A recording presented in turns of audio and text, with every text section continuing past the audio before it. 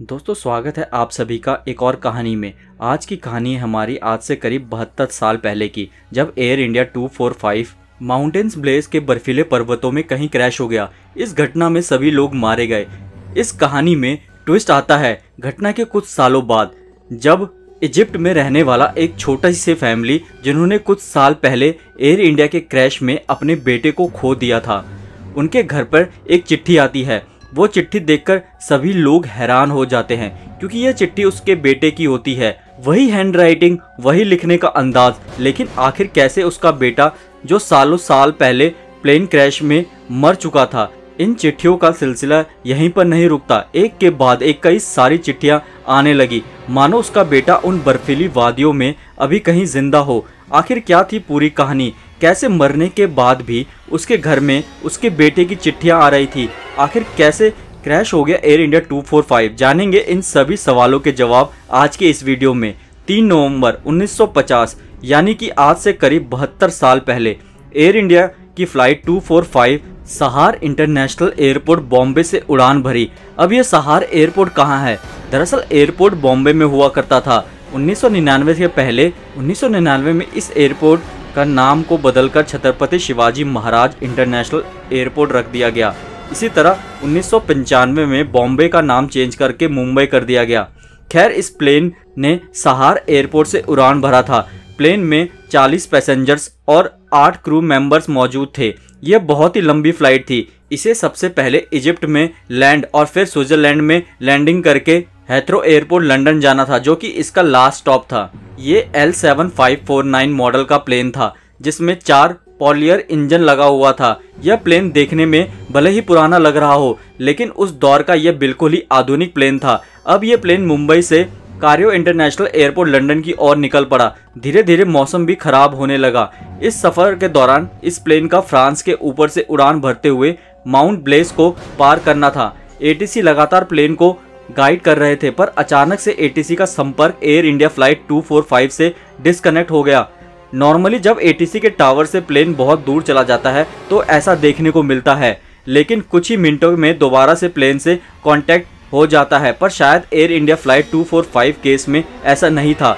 ATC ये लगातार कोशिश कर रहा था कि दोबारा इस प्लेन से संपर्क हो जाए, पर कोई रिस्पॉन्स नहीं मिल पाया। यह खामोशी एक बड़े हादसे की ओर इशारा कर रहा था। ATC इंतजार कर रहे थे कि कब फ्लाइट 245 से कांटेक्ट हो, पर 1 घंटा गुजर गया। फाइनली एक सर्च टीम को भेजा गया। उन्हें बर्फीलियों पहाड़ों के बीच विशाल पर्वत के बीच एक छोटे से प्लेन को ढूंढना था। देखते ही देखते कई घंटे गुजर गए, पर फिर भी इस प्लेन का कोई नामो निशान नहीं मिला। घटना के अगले दिन फिर से सर्च टीम अपने काम में लग गई। फाइनली 2 दिनों के बाद सर्च के बाद प्लेन का कुछ हिस्सा मिल गया। प्लेन के टुकड़े टुकड़े हो चुके थे। बर्फ की सफेद चादर में ना तो पूरा प्लेन का मलबा मिल पाया, ना ही सारे पैसेंजर्स की बॉडी। सब कुछ बर्फ में दफन हो गया हमेशा हमेशा के लिए। ये हादसा आखिर क्यों हुआ, इसका पुख्ता सबूत हमारे पास भी नहीं है। और 1950 के दशक में हम इतने एडवांस भी नहीं थे। पायलट ने आखिरी वक्त में ही ATC को किसी भी तरह के टेक्निकल फेलियर या मैकेनिकल फेलियर या किसी भी तरह की इमरजेंसी कॉल नहीं किया गया था। इससे हम ये अंदाज़ा लगा सकते हैं कि प्लेन में कोई भी खराबी नहीं रही होगी। हालांकि ये बात तो साफ थी कि मौसम खराब था। प्लेन करीब 15,340 फीट ऊपर हिल से टकराया था। अगर प्लेन में कोई टेक्निकल खराबी नहीं थी तो ये आराम से उस हिल को पार कर सकता था, लेकिन ऐसा नहीं हुआ। तो आखिर हो क्या सकता है? यहाँ पर सबसे बड़ी पॉसिबिलिटी यह है कि प्लेन डगमगाते हुए नीचे हिल की तरफ नहीं आया, बल्कि यह पहले से हिल के ही ऊंचाई पे उड़ रहा था। लेकिन पायलट इस बात से अनजान थे। उन्हें लगा रहा होगा कि हम पर्वतों से ऊपर उड़ रहे हैं। चारों तरफ बादल होने की वजह से पायलट आगे की ओर से आने वाले हिल को नहीं देख पाया होगा। 1950 के दौर में आज के जैसे advance GPS, flight chart, navigation system नहीं था। उन दिनों प्लेन्स में अल्टीमीटर का इस्तेमाल करके प्लेन के एटीट्यूड का पता लगाया जाता था, पर खराब मौसम और ऊबड़ खाबड़ पर्वतों के बीच यह अल्टीमीटर फॉल्स रीडिंग देने लगता है और बादलों के बीच सफ़ेद बर्फीला पर्वत आसानी से दिखाई नहीं देता, और जब तक यह दिखाई देता है तब तक बहुत देर हो चुकी होती है। हो सकता है एयर इंडिया फ्लाइट 245 के साथ भी कुछ ऐसा ही हुआ हो। आज भी प्लेन्स माउंट ब्लेस हिल के ऊपर से उड़ान भरते हैं, लेकिन आज के दौर में ऐसे हादसे देखने को नहीं मिलता, क्योंकि आज primary surveillance radar, secondary surveillance radar, GPS का ढेर सारी टेक्नोलॉजी से लगातार प्लेन्स पर नजर बनाए रखते हैं। प्लेन में लगा वेदर रेडार एक्यूरेसी से सारा इंफॉर्मेशन पायलट को प्रोवाइड करता रहता है। इतने सारे सटीक जानकारी के बाद ऐसे हादसों का होना इम्पॉसिबल है। इसके अलावा भी पायलट के पास एक चार्ट होता है जिसमें एरिया का हर एक नक्शा होता है। उस हिल के ऊपर से अगर प्लेन उड़ रहा होता है तो कितनी ऊंचाई पर उड़ना हो, इसका सारा इंफॉर्मेशन पायलट के पास पहले से ही होता है। यही वजह है कि अब ऐसे हादसे हमें देखने को नहीं मिलते। खैर, कुछ सालों बाद इस केस को बंद कर दिया गया, लेकिन एक और दिल दहलाने वाला हादसा हो गया। इस घटना के 6 साल बाद एयर इंडिया फ्लाइट 101 ठीक उसी हिल में उसी जगह पर जा टकराया जहां फ्लाइट 245 टकराया था। आज एयर इंडिया फ्लाइट 245 और एयर इंडिया फ्लाइट 101 दोनों ही प्लेन्स माउंट ब्लेस के बर्फीले चादरों के बीच कहीं दफन हो चुका है।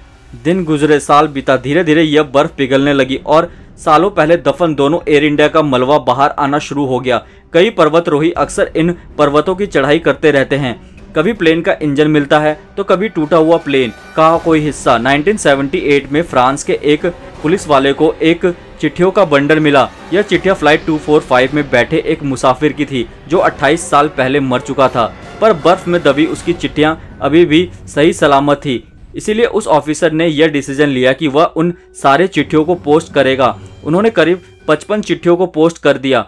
कुछ दिनों बाद जब वह चिट्ठियां उस मरे हुए मुसाफिर के घर पहुंची तो सभी के सभी हैरान हो गए। आखिर मरा हुआ शख्स कैसे चिट्ठियां भेज सकता है? हालांकि कुछ दिनों के बाद ये बात सामने आ गई कि यह चिट्ठियां किसी और ने पोस्ट किया था।